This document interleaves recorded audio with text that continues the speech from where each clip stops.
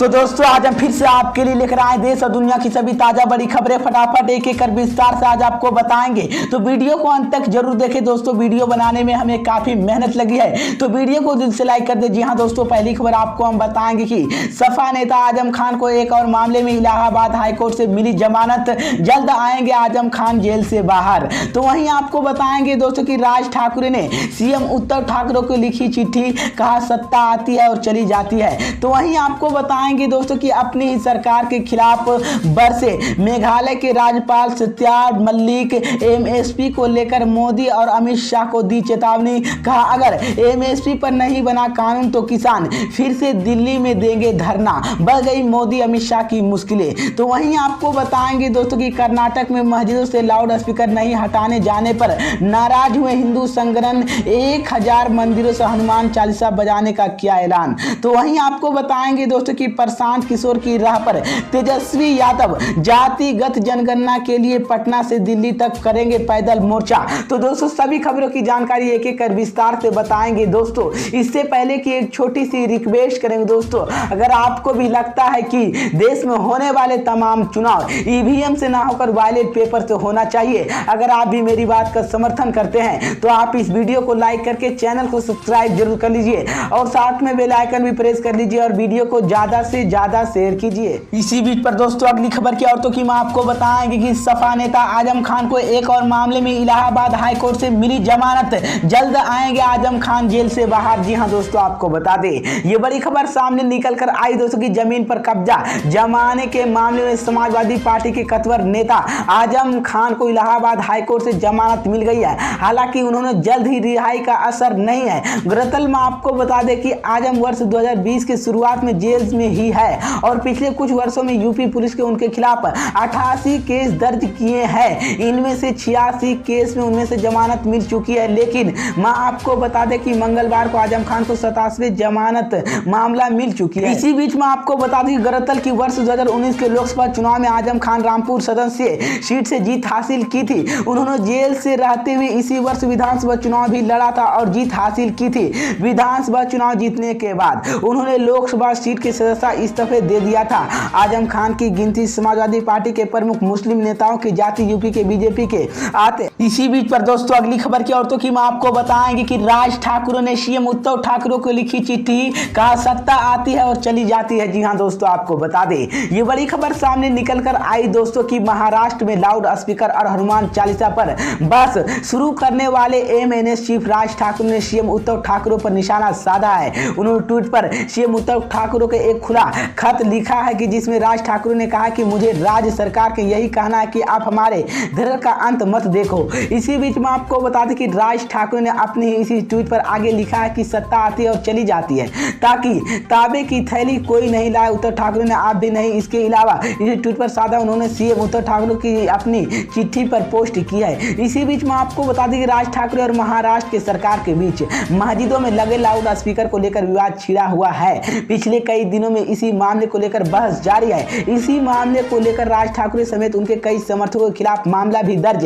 हो चुका है। उन्होंने औरंगाबाद एक बड़ी रैली की थी जिसमें उन्होंने हजारों समर्थकों में शामिल हुए थे, जिसके बाद पुलिस ने रैली को लेकर मामला दर्ज किया था। वहीं राज ठाकरे ने लाउड स्पीकर हटाने को लेकर कई बार महाराष्ट्र सरकार के अल्टीमेट भी दे चुके हैं। हिंदू और विचारधारा को लेकर राज ठाकरे ने लगातार शिवसेना प्रमुख उद्धव ठाकरे पर हमलावार किए हैं। वहीं दूसरी तरफ सीएम उद्धव ठाकरे ने भी लगातार राज ठाकरे के जवाब देते आए और उन्होंने साल ही अपने बयान पर कहा था कि शिवसेना खत्म करने की कोशिश की है। इसी बीच मैं आपको बता दें सीएम उद्धव ठाकरे ने इसी बयान के सीधे राज ठाकरे के सजा गया और निशाना बनाया। इसी बीच तो ये बड़ी अपडेट आई दोस्तों। इसी बीच पर दोस्तों अगली खबर की औरतों की मैं आपको बताएंगे कि अपनी ही सरकार के खिलाफ बरसे मेघालय के राज्यपाल सत्यपाल मलिक, एमएसपी को लेकर मोदी अमित शाह को दी चेतावनी, कहा अगर एमएसपी पर नहीं बना कानून तो किसान फिर से दिल्ली में देंगे धरना, मोदी अमित शाह की बड़ी मुश्किलें। जी हां दोस्तों, आपको बता दें ये बड़ी खबर सामने निकल कर आई दोस्तों की मेघालय के राज्यपाल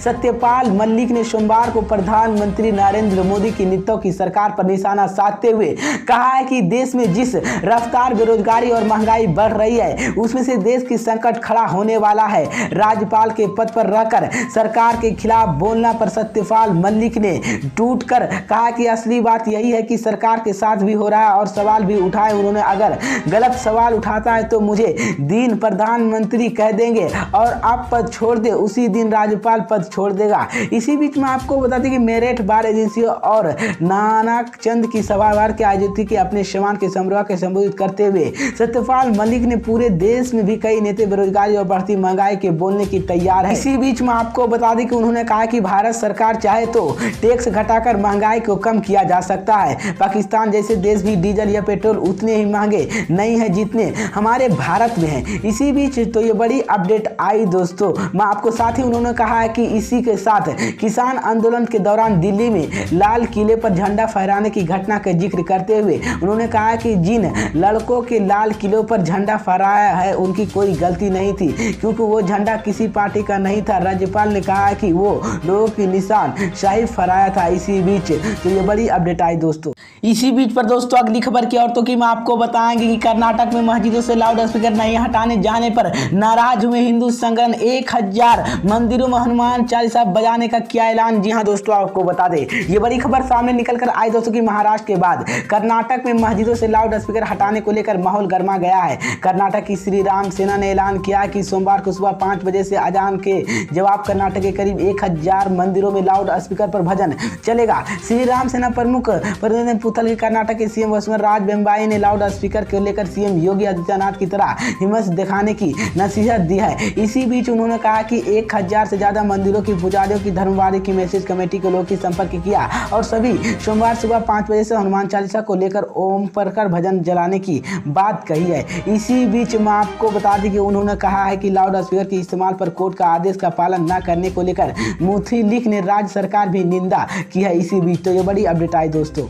इसी बीच पर दोस्तों अगली खबर की औरतों की मैं आपको बताएंगे कि प्रशांत किशोर की राह पर तेजस्वी यादव जातिगत जनगणना के लिए पटना से दिल्ली तक करेंगे पैदल मोर्चा। जी हां दोस्तों आपको बता दें ये बड़ी खबर सामने निकल कर आई दोस्तों की चुनावी राजनीतिकार प्रशांत किशोर पिछले दिनों ऐलान किया था कि गांधी जयंती के मौके पर चंपारण से 3000 किलोमीटर की पैदल यात्रा करेंगे। इसी यात्रा के ऐलान के साथ ही उन्होंने कहा है कि सूरज का नारा भी दिया है। जब आरजेडी नेता तेजस्वी यादव ने भी ऐसे ही ऐलान करते हुए पटना से दिल्ली तक पैदल मोर्चा करने की बात कही है। उन्होंने जातिगत जनगणना करने की मांग के लिए यह यात्रा करने की बात कही है। तेजस्वी यादव ने कहा कि हमारे लंबे समय की मांग है कि बिहार में जातीय वार जनगणना कराई जानी चाहिए। आरजेडी और उसके नेता लालू प्रसाद यादव ने प्रयासों की राज्य विधानसभा के 2 बार जातिगत जनगणना के मांग के समर्थन प्रस्ताव पारित किया है। साथ ही तेजस्वी यादव ने कहा कि हमारे प्रयासों के चलते बिहार के अन्य सभी दलों नेताओं की भी इसी मांग को लेकर पीएम नरेंद्र मोदी से मुलाकात की थी। अब हमें लगता है कि रोड पर आने वाले अलावा कई विकल्प नहीं बचा है। इसी को लेकर मैं आपको हम जातिगत गणना के लिए पटना से दिल्ली तक पैदल यात्रा करने की विचार बना रहे हैं। माना जा रहा है कि इसी मुद्दे की जरिए अब इसी वर्गों की साथ कोशिश आरजेडी और की जा रही है ताकि 2024 के लोकसभा चुनाव और फिर 2025 के विधानसभा इलेक्शन के लिए उन्होंने गलंदबंद किया जा सके। इसी बीच तो ये बड़ी अपडेट आई दोस्तों।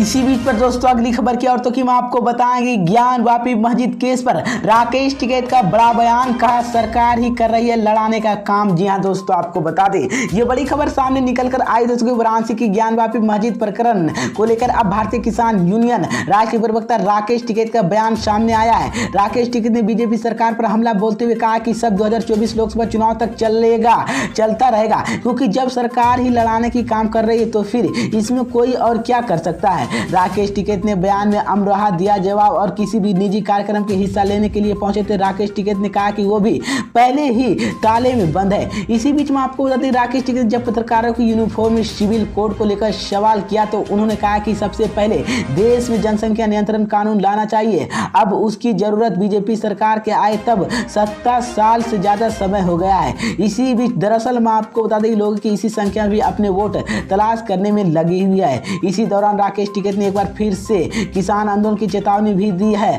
और कहा है कि किसान आंदोलन को लेकर सवाल किया। उन्होंने कहा कि देश में आंदोलन फिर से शुरू हो सकता है, जिसके बाद मैं आपको बता दें कि इससे पहले उन्होंने बाराबंकी में महंगाई के खिलाफ बड़ा आंदोलन करने की बात कही थी, जिसके बाद मोदी अमित शाह की मुश्किलें बढ़ गई है।